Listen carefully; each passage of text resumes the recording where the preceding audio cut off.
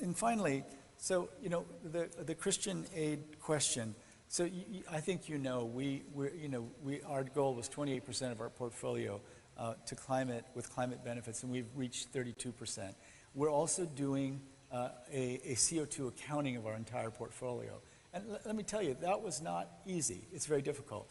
And again, with great respect, let me tell you exactly why it's not easy.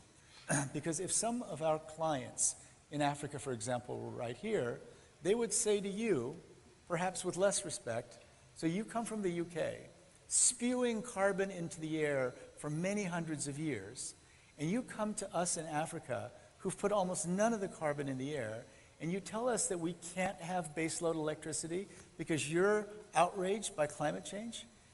We have had almost no responsibility for putting the carbon in the air, and yet you're telling us we can't develop and have baseload energy because we can't use a single drop of fossil fuel for our own energy needs.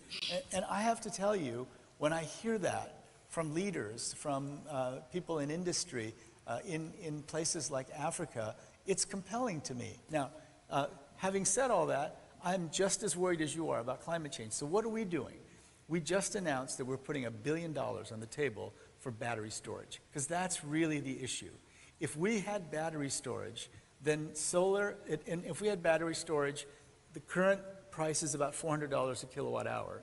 If we could bring that down to $100 a kilowatt hour, then you could have solar with storage for around 5 to 6 cents a kilowatt hour, which would change the ballgame completely, because that becomes something that looks a lot like baseload, 20, 24 hour a day electricity.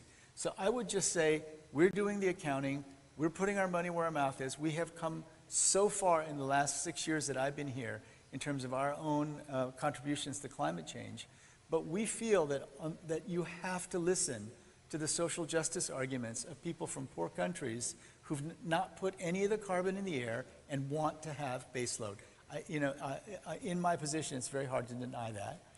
And at the same time, have to put the incentives in the market so that the movement toward renewables accelerates. A company that we invested in called Nant Energy just announced that they can do battery storage for $100 a kilowatt hour.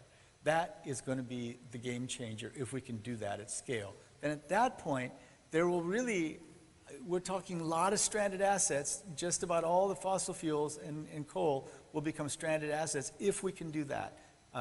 That's still up in the air, but I got my fingers crossed.